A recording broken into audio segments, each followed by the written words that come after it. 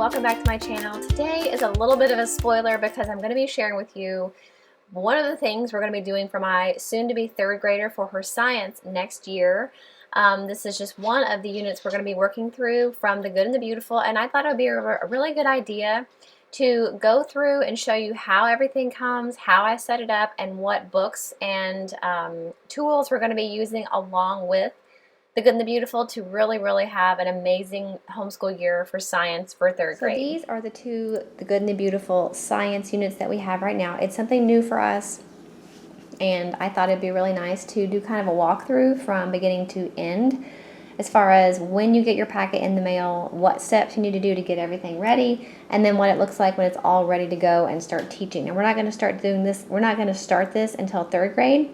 But I want to get everything ready. I like to do it as much early as I can, so I have my summer to work on other things. So I have the, I'm sorry about the glare, I have the arthropods unit, insects, spiders, and crustaceans, and the space science, the wonders of the universe. Both of these are unit studies for K through 6. Obviously, my oldest daughter has to do high school science classes next school year, so she will not be doing this with us. Or at least not to be counted as her school, but it's definitely something you can do with multiple age ranges, which I do like. So you can do the PDF where you can print out all of your papers that you need from home, or you can order the book through the mail, and this is how it comes if you order it. I opted to order it because as much as I love to get PDFs, there are some really pretty color pictures in here that I did not want to have to print from home. So I figured it was a better deal to go ahead and just order the books in this case. I will have to make some copies, and I'm going to get this spiral bound probably two, maybe, I'm not 100% sure yet, but I still figured it was cheaper that way, to do it that way, than it was to get the PDF. So I'm just going to walk you through one unit, and obviously they're set up the same way. All the units are set up pretty much the same way. So how I prep for this unit is going to be pretty much how exactly I prep for this unit or any other of their science units. So this is the arthropods one, and basically when you order it, it comes with this really nice paper. I'm not really sure what kind of paper this is, but it's very glossy and very pretty and thick. So that's one reason why I kind of want to spiral bound it instead of just putting it in a binder or like a notebook with holes, because it is really nice, and I think it's going to look better if I bind it and get like a clear cover and all that. So but the paper is really nice, and obviously you've got your table of contents here. And as you can see, created by Jenny Phillips, Mary Byer, and Leslie Ann Ivy. So in the arthropods unit, you're going to be talking about introduction to arthropods, introduction to insects. I really like there's a section on oral presentation, so even a young kid can do an oral presentation. And you can tweak it a little bit based on their age and their abilities, but it's definitely a good thing to get into doing as early as possible. Lesson 4 is insect stations, mosquitoes, fireflies, termites, and silkworms. Lesson 5 is bees and wasps. Lesson 6 is bees and wasps part 2. Lesson 7 is entomologist John Henry Fabre, I guess is how you would say it.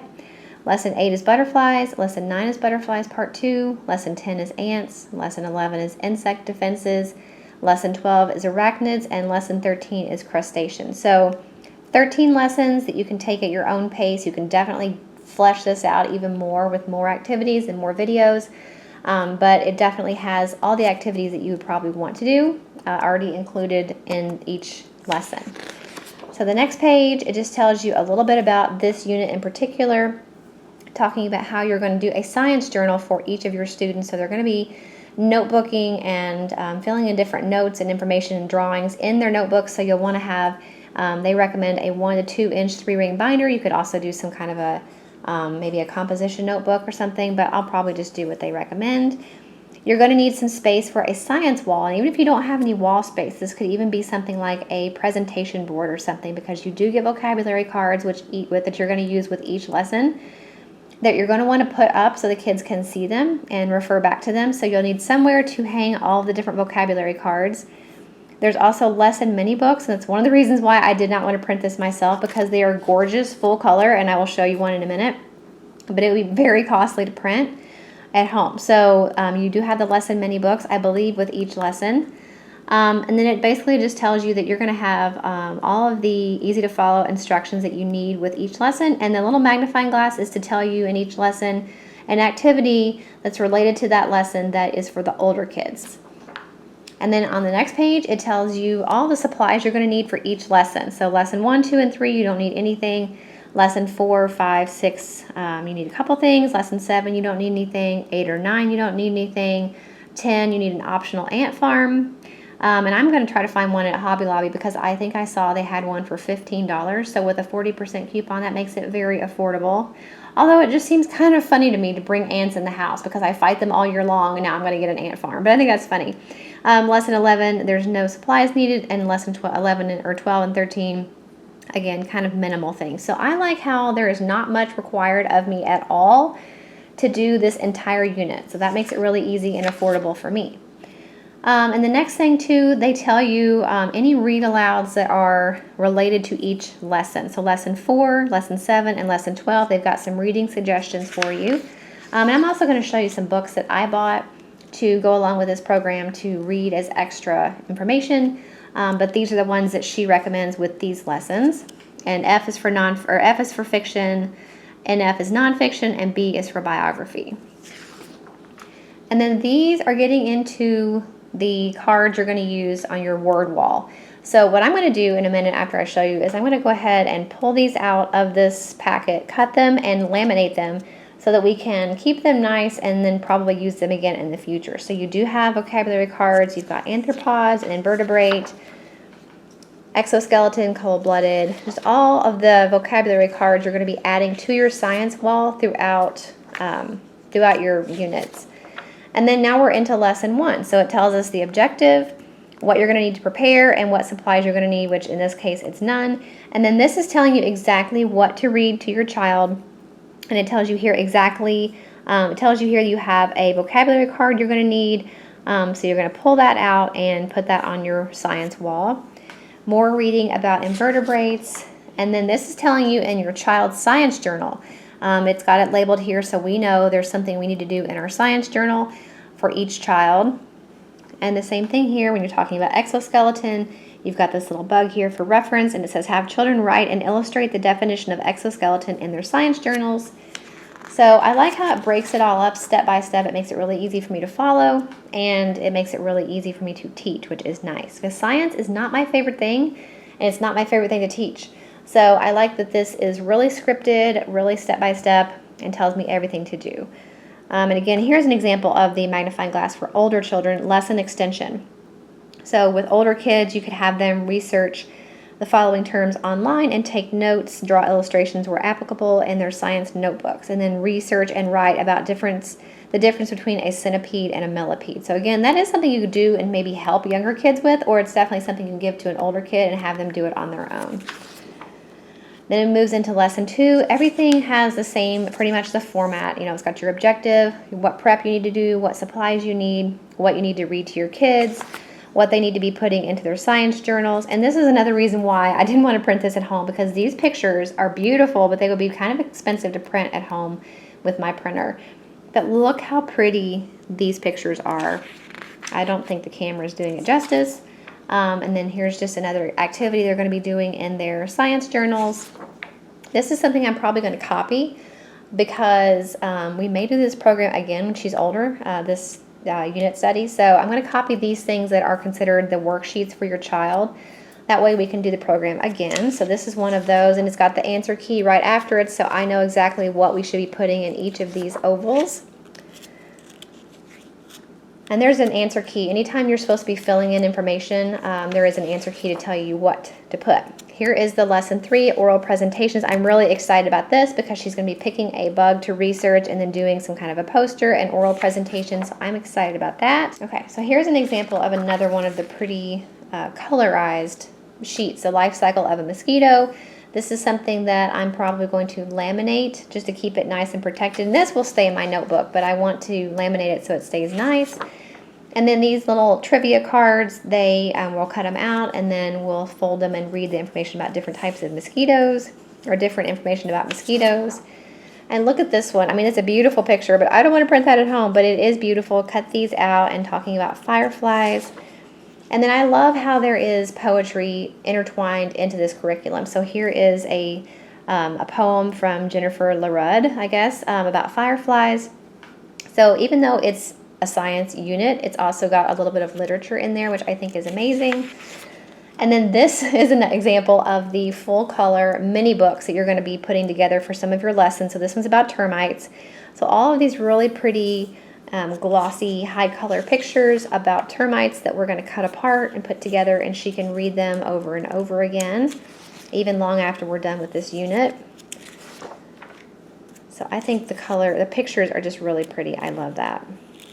That thing is disgusting, whatever that is. Queen termite and her babies. Blech. Okay, here is another literature piece to read about silkworms. And then just going through with all the lessons. Here's about the entomologist and about butterflies. And wait till you see the butterfly pictures. We're going to be matching butterflies' pictures to their names. Look at these pictures. Aren't those pretty? And then there's the labels that we're going to be labeling them with. Talking about where butterflies live in the world. And one thing I saw too, and I don't know if I'm going to be able to find it right now, but it also had video recommendations. So if there were videos that were good to watch with certain units, I know there was one in particular about termites. I believe it was on one of those BBC shows. I can't think of which one it was, but it told us which one to watch about termites. So that's really helpful. But this one is about butterflies. Here it is. Watch one of the following short videos. So it tells you a couple different options that you have for watching a video about butterflies. And again, you can flesh this out as much as you want. You know, visit a butterfly garden, or maybe plant your own butterfly garden at your house, or different things like that you can do while you're doing this program to make it even more immersive and interactive. And here is the life cycle of a butterfly. And then I'm going to copy this because this is something that if we decide to do this unit again, she can use this all over again. But basically this is going to be her drawing in the life cycle of a butterfly. Here is the mini book about ants. Yeah, here it is. This shows you some of the video suggestions. So ants, Attenborough, Life on the Undergrowth, or in the Undergrowth, BBC America. It tells us where to find it on YouTube. So a bunch of different videos to watch. And this is where you can optionally have an ant farm, which if I can get one, we're going to try to get one because I do think that would be interesting. And this is the observation sheet. So if you have an ant farm, what you're going to notice in days 1 and 2, 4 through 5, and 6 through 7. And then here's another one of those really pretty colorized mini books. Look how pretty that is. I've already learned a few things just from flipping through this and trying to prep it. I learned that roly-poly bugs are crustaceans. I did not know that. So that was kind of interesting. And this is just the parts of an ant that goes in our ant mini book. And then insect defenses going on through here. The life cycle of a black widow, which is terrifying. Information about crustaceans. The parts of a crayfish, I believe, is next. Yep. So again, this is one I'm going to copy. And there's the answer key. And then here's our crustacean mini book. Ugh, what is that? Ew, it's baby crayfish clinging to its mother. How adorable and disgusting at the same time. Okay. Obviously, this is not a full grade curriculum. You know, with 13 lessons, even if you take a couple days or even a week to do a lesson, obviously that's not going to get you very far into the school year. So it's definitely something that you're going to need a couple other of these units to go with them. You know, like I said, arthropods, and we've got space science. There's other ones that they already have. I know they've got one about safety and kingdom classification, the human body. So definitely other units you can use to get a full year's curriculum, but each of these units in itself is not going to be a full year's science curriculum. But that is everything that comes in the pack. I'm sure that the space science is set up the exact same way. So what I'm going to do is go through here, pull out the things that need to be copied. So like her worksheets, I'm going to pull out all of these word wall vocabulary cards, cut them and laminate those. And then I'm going to decide if I'm going to have it bound or if I'm going to just punch holes and put it in a binder. I really want to have it bound. I just don't know. I don't know. And then I'm also going to cut apart and assemble the mini book. So after I do all that stuff, I'm going to come back and show you when everything is all set up, what it looks like when it's ready to go. I'm going to show you the books that I purchased to go along with this just for extra reading, and then show you what it looks like. Okay, so I decided not to spiral bound the pages for the Arthropods unit just because I knew there was going to be some things that were like loose leaf that I did not want to be in the spiral, and I wanted to have somewhere to put them, like a pocket. And I thought the best way to do that would be to put them in a binder. So I did decide to do that. One thing I wish I had done is I wish that I had not punched holes in this cover. And then I could have gotten one of those clear view binders and put that in the front. I do regret that, but it's too late now, so it's okay. So I put everything together. So I showed you all this stuff already. One thing I'm going to show you now is some of the books that I purchased to go along with this unit, even though she does have book recommendations already suggested, which we may still check out. I thought it would be a really good idea to just have some general reference books about insects to keep, no matter what unit we're doing. But she does give you these suggestions too, which we will definitely check our library for. And there's also another one that she recommends, which we may pick up from Amazon if I can find it. It's called, I think it's like Backyard Bugs or something like that. Let me see. I don't know. We'll see. We'll see how much use we get out of those other books. We may not need this one, but she does recommend also The Secret Life of Backyard Bugs. She said it's one of the few books that does not reference evolution, so that's a good thing. And then she also recommends The Life of a Spider for kids that are in grades 9 or higher. So we're not going to be getting this one for sure. We may end up checking the library for this, maybe purchasing it. We'll see. But I'm going to show you the books that I got in a minute a little bit more closely. But I want to show you how I organized and set up everything. So obviously I punched holes in everything and then put them in order. The only other thing we don't have ready yet is my daughter's science journal, which I may do a composition notebook instead of a binder. But we'll see. So everything in here is obviously in order. And then whenever we get to an activity or a mini book that goes along with the lesson, I went ahead and just put them in a page protector right in that exact lesson they belong in. So like in this lesson, there's going to be some mosquito cards, the firefly cards, and I actually went ahead and laminated these just in case we do this unit again. They won't be getting all wrinkled. So plus they just look like nice laminated, and the teacher wannabe in me loves to laminate things. So I laminated all the cards. I did not laminate the little mosquito cards though, just because, I don't know if we'll be tearing those up or anything, but didn't laminate those. And obviously I didn't laminate the mini books, but I did go ahead and cut them out and staple them and put them in the page protector in the lesson that they belong in. When we're going through this lesson and they refer to one of these things that we're going to need, they're already in this page protector with the lesson they belong in. So I thought that was the best way to keep them organized and from getting lost and protected.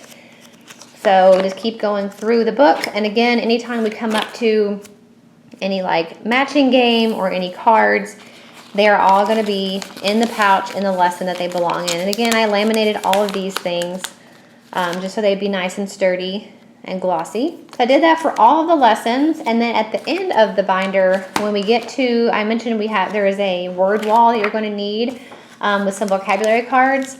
All of those vocabulary cards that go on your science word wall, I laminated them and put them in a page protector in the back of the binder. So whenever it tells us to go and get a certain word wall card, I just have to go back here and pull it out of this pouch and stick it on our wall. And again, they are laminated to protect them and keep them nice. And I also laminated the life cycle of a butterfly, and I put the life cycle of a mosquito on the back of that page. So that's one laminated sheet that we have for reference, and I just put that in the back of the book. So that is how I organized all of the things that I'm going to need as I'm teaching each lesson. And then the only other thing I need to do, I pulled out the sheets that I want to get copied. So if we do this unit again next year or when she's a little bit older, she would need some of these student work pages again. So I'm going to print these. This one about insects. This one's going to be the life cycle of a butterfly. This one is the World Butterfly Census and the parts of a crayfish. Those I'm going to get copied somewhere. Get a couple copies of each and just keep them in a page protector in the back of this binder, so whenever we go to do this again, we have those. These are the books that I picked up, and I actually had this one in particular already in my cart at Amazon, but then when I found it at Half Price Books for $5, I went ahead and got it from there. I thought it was a really nice book to have just in general. I love the DK Eyewitness books. We have a couple other ones. And this one covers, and here's all the ones they have. They have tons. This is going to be covering a lot of what we're going to be studying in the Good and the Beautiful Arthropods unit, and also just in general bug information. It talks about the parts of an insect, the first insect's eyes, touching, smelling, and hearing, leg work, mouth parts and feeding, beetles, butterflies, wasps, living with plants, hide and seek, so camouflage, classification. So all different things related to bugs. And what I liked about this book in particular, it's gross, but it also is really neat how they break apart each part of the bug and show you what the parts are, what they're called, and a little bit of information about each one. I thought that was really interesting. I mean, it's really gross, but it's very nice and thorough, and I think it's going to be something handy to have. Like, look at this one with the wings and the detail of the wings and the little antennas, and I just thought it was really neat, all about different types of wings and how they fly. So a lot of things we're going to be able to use as we go through the arthropod unit, different stages, so all different types of stuff. I thought that would be good to have, and for $5, that's a really good deal. This one I just thought was really neat. It's a Discovery Kids 3D Bugs and Other Creepy Crawlies. It was $3.99, and it came with the 3D glasses, and it looks brand new. She has opened them since I got it home, but when I got it at the store, it looked like nobody had ever used it. So being that it's got 3D glasses, all of these pictures are 3D, which is a little bit creepy, especially the spiders. But I thought it was really neat, and it's a lot more simple than this other book. It's a lot more age appropriate for her reading level, her attention span. But I think it's a really fun one, and it still seems really thorough. It talks about beetles and ants and wasps and bees and crickets and grasshoppers and butterfly life cycle, spiders, tarantulas, so all different types of information. And there's actually a quiz at the end also. Really neat. So I was excited to find both of those. They had quite a few other ones that were a lot of the same information, but this one in particular seemed the most thorough. I really like how they broke apart the bug to show the different parts. So I picked that one up. And then also I mentioned that one of the lessons requires an ant farm, and I may regret this. But I did find this at Hobby Lobby. It was $15, and I used a 40% off coupon, so it was like $9. And it comes with a certificate that you need where you send off for your ants, which sounds hilarious. I fight ants all year long, and now I'm going to be buying them and bringing them into my house. So that's kind of strange, but definitely not going to be keeping this in her room because I'm terrified they're going to escape. But anyway, I really didn't want to miss out on this opportunity. Yes, we see ants every day. Yes, I squish ants a lot because they like to hang out in my kitchen, but seeing them on the ground and seeing them in their own kind of environment working and doing what they do is a totally different experience that we need to do at least once, and I'm okay with doing it one time and one time only. So for the price of this with the coupon, it's okay. It's definitely affordable, and I think it's going to be a learning experience, and I didn't want her to miss out on that lesson just because I did not want to get an ant farm. So they do have them at Hobby Lobby. I don't know if Michael's has them. Amazon, of course, has them. And you can connect them if you want. I just got the one. But they are designed that if you have more than one, you can connect them. So really neat, pretty inexpensive, and I think it's going to make for a very interactive and interesting study about ants. So maybe next time when we see them in the kitchen, we'll think of them differently. But until then, I'm going to keep squishing them. So that is everything I put together for the Good and the Beautiful Arthropods unit. I'm really excited. This is actually for next school year, so like fall of 2018. I've been working on stuff for next year, next school year for months now. And that's the hard part, is when you have something you're really excited to start, it's hard to wait until fall to start it. But that is everything I put together. I thought it'd be really helpful for you guys to see kind of how I put it together, because this is my first time using the Good and the Beautiful also. And I know sometimes when you get things in the mail to assemble, it's sometimes can be a little bit overwhelming, and it helps to see how other people put things together. It's a very simple way it's a very straightforward curriculum, but still sometimes you don't know what to do with things and how to organize things. So I thought this might help you. If it did, make sure you give it a thumbs up and check out my homeschooling playlist. It's in the description box of this video. Every single homeschooling video I have ever made is in that playlist. And then also stay tuned, because pretty soon it'll be time to be sharing our 3rd grade and 9th grade curriculum choices. I always post that over the summer. So that'll be coming up soon. And you'll be seeing quite a few more homeschooling videos just in general, because it is the time of year when I'm planning and I'm organizing and I'm making changes. So make sure you stay tuned to my channel if you're interested in those types of videos, and then any other type of video I make. I make videos every single week about a wide variety of topics. So make sure you're subscribed if you're not already, and I will see you in the next video. Bye.